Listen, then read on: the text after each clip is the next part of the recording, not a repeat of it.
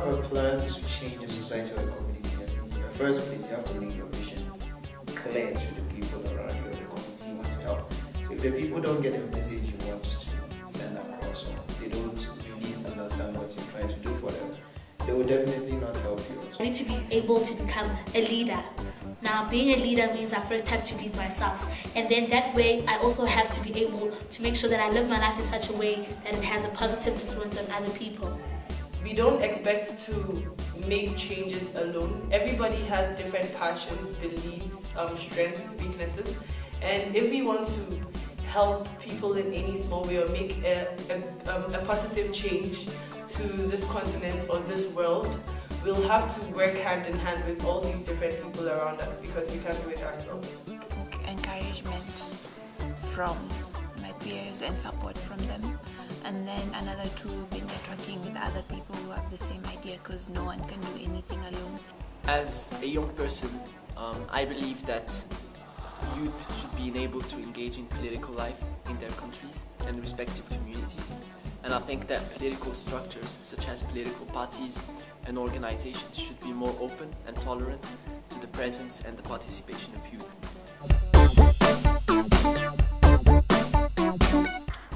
I think the one obvious one would probably be language.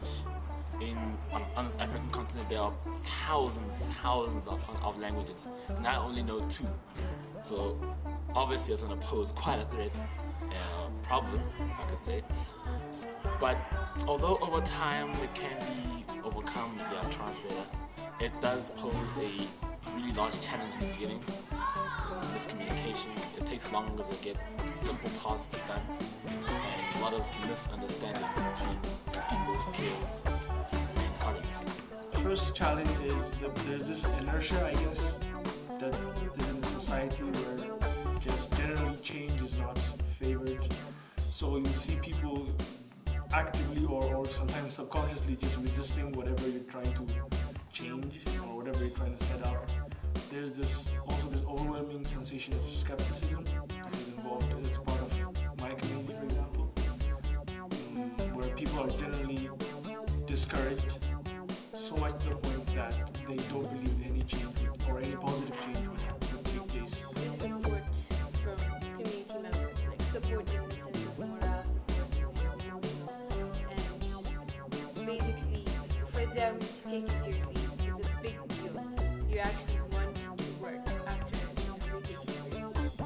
Africa these days think nothing good can come out from youth. They kind of like underrate youths, the power of youth. So most times when I try to work together in my community, I feel I don't have a voice because I'm still young or something like that. So there's a lot of ignorance, right? But then at the same time, that shouldn't stand as an obstacle in my way. But what can be hard also is that as a young person, I'm also still growing and still developing. So sometimes I find that I have to lead people who are older than me. But then in that case, all I have to do is just be patient, be willing to learn, and open my mind. Radicalism, many people don't believe that some of the change I want to do, some of the change that is necessary.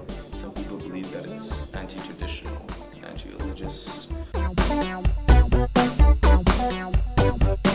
With Facebook and with Twitter, you don't necessarily have to attend conferences, you don't necessarily have to travel around the world in order to meet other activists, in order to meet other people who share the same preoccupations as yours. They are social media, so they must link the youth together. But they play much more of a pivotal role in the sense that the youth can actually discuss very, very important issues with each other. Whilst we're not like Tunisia or Egypt, in which there was a revolution per se, we still have the ability to discuss what we think about politics, to discuss what we think about new policies that have been made. Find many youth going onto Facebook and Twitter as compared to watching the news. And if you want to spread something effectively, at least to people of our age group, it might be more effective to use such sites as compared to doing it through the news or maybe some blogs, because people feel Facebook and Twitter have more important things for them to go and find out. You need to promote, let's say, the stopping of women abuse. You might have someone carrying flyers. These flyers only get across to a block, maybe if you're lucky the city. Whereas if you use Facebook, Twitter, all those social medias, you can get a message across to millions of people in a simple click of a button. So I think that's actually a very important tool, you know, something to deliver a message across to the masses and have a larger impact on people beyond even your own country. I think media, internet especially, will not be a big of help for me because not everyone has access to internet in my country. Yes, some people in the capital, yes, but not in all the provinces. So I would not like to say DRC wide, focusing only to Kinshasa. That would be really unfair. Obviously, education is important. I think everyone understands and knows that. But there's a saying that says, true knowledge is what you remember of the class. So I think being a holistic person, someone who just doesn't know 1 zeros, knows mathematics, but being a person who knows how to apply what they've learned through their life in their job and other applications. Work is actually the most efficient way to get your job done, and people or companies even have been starting to realize that. And now you see more team-based projects taking place, and your ability to interact well with other team members is actually a very integral part of how successful you'll be. It's no use for you to have all these qualifications, but you do not have the bravery or the knowledge in terms of the people to go to in order to use your skills or to get hired and so on. And then you also need to be able to have those certain skills such as time management, organizational skills, research and communication, and so on for you to be able to find employment. But as you know, the aim these days is not to just find employment, but for you to become the employer so that you can grow society that way. I think everybody is entrepreneur in his own. You just need to be guided and to always ask the question, how can I change this thing? How can I change this system? How can I make this thing better? And always trying to look at the broader picture. Creativity is the key word. You have to see an opportunity in the market. Yes, an opportunity.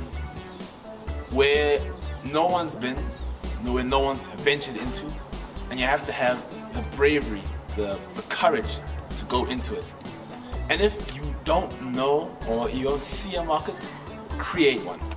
Facebook is a clear example. No one needed it before, but since it's out there, he's created a market for it. So I think that's one thing that you actually need: creativity and what you're gonna give back to the world and how you're gonna deliver it. Good. Take risks. If you're taking risks, you know that you're learning from it. It's a risk. You may fall, but young people are usually more adept at taking skills than older, mature people. People shouldn't see themselves as like supermen and think that maybe we have the gift to see what is wrong in someone's life. Sometimes you really need to go to people and ask them if they think that they have a problem or not. And if they feel they don't, you need to observe. You shouldn't assume that you can solve someone's problem. For all you know, the person doesn't have a problem. So I think young people should be able to humble themselves and actually observe people up close to see if there's actually help needed, or if there's a loophole where they can actually be entrepreneurs, rather than assume that they can be entrepreneurs anywhere and everywhere. I'm confident that youth in the UNESCO Youth Forum will be able to interact with one another in a very healthy way and be able to create creative solutions to many issues that youth all over the world are facing. And I just want all the delegates to keep in mind the power of youth that the Arab Spring has demonstrated, and to be inspired by that into investing their time and their ideas. Before we just focus on feeding young people with lots and lots of information, let's first start with the individual. Let's develop the person who's inside, because if the person inside is not strong enough for whatever may come in their path of changing the world, then it's no use having all that information, because they will just break down and be able to do nothing but keep it to themselves. We have the power, and we should not undermine ourselves. We should know that we have the power and we can make change, even though we're not that. We are young. Even though we are young, we can make change. don't give up, and be creative in what you do. The only time you have to dream is when you're young, and thank God we are still youth, so keep dreaming and you're going to someday achieve what you dream. Especially to the youth of my country, I will tell them that we are the centerpiece of the country development. We are the one who are going to be in charge of the country in the next 20 years. So if we are not responsible of ourselves, or if we don't think of us as important for the community, then we're not worth to exist right now. And we should tell ourselves that help will not come from any other place if not ourselves. So we are the one who are going to bring change, not anyone else. Believe in yourself. You can do it. My personal mantra is, I do it because I can. So will you do it because you too can? Would you make your efforts last? And the problem is that I'm asking you is that you see and you read about these conferences happening almost every day or every year or every month. They happen a lot. And they always come up with a solution, but they never really implement them as much as you'd expect them to. So how do you make your conference, this youth conference, and how do you make the resolutions that you come up with in this conference, how would you make them last? How would you actually implement them, and how would you see to it that you actually did what you actually set out to do in the conference?